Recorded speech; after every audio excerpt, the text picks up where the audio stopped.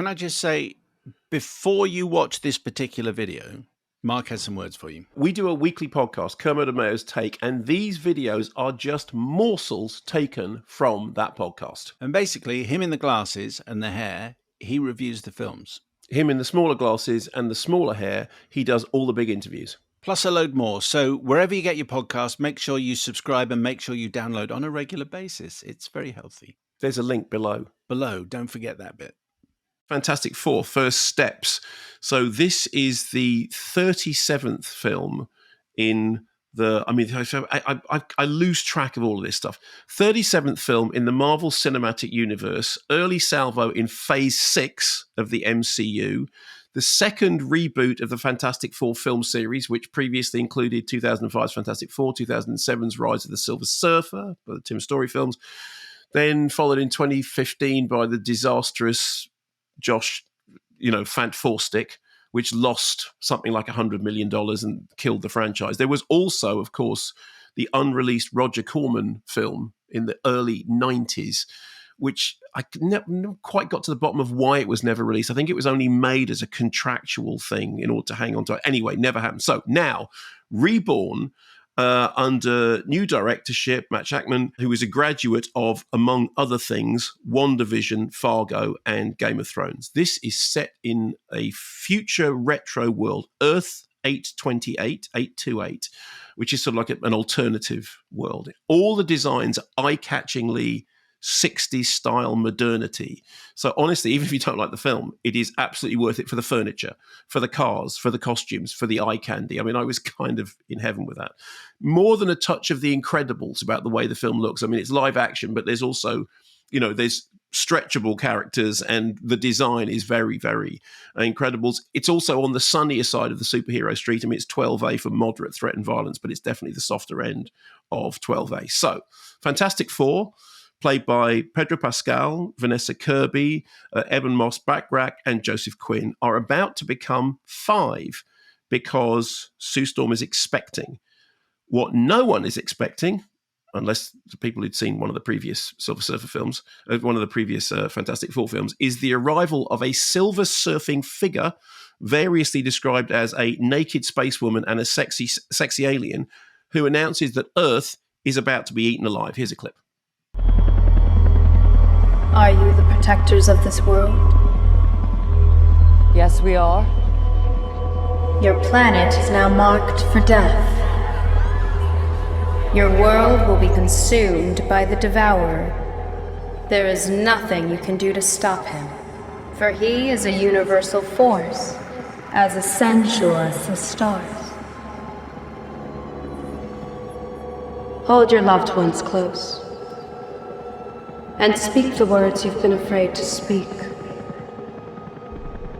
Use this time to rejoice and celebrate, for your time is short. I herald his beginning, I herald your end, I herald Galactus. So, the Fantastic Four, soon to be 5, must put their spacesuits on, fantastic looking spacesuits, head off at light speed in pursuit of the silver surfing figure in an attempt to head off Galactus, all the while remembering that there is a baby on the way that might arrive at any time. So, as with the recent Superman reboot, which we were talking about in the charts, this is, the plot is kind of all over the place, and it pinballs around the laws of physics and the laws of narratives with what can only be described as gay abandon. There is a fair amount of the usual smashy, crashy, vast destructo stuff of, that's there. That's now become a sort of absolute part of these dramas. And I have to say, it's always the least interesting part. However, what this lacks in coherence to some extent, it makes up for in being so resolutely good-natured. The cast all keep admirably straight faces, but the tone is gently comedic, with an undercurrent of the kind of nostalgic family values that you would expect to find on Walton Mountain. I mean, it's that kind of retro. There's a comedy domestic robot with these sort of tape recorders, so very, very 60s retro design. There's some stuff when they're doing recordings, and they're doing recordings by cutting basically vinyl. So they've got like LPs of recordings. There's a nice running joke about Rockface Ben not wanting to say, what time is it? So I don't do that. That's from the cartoon.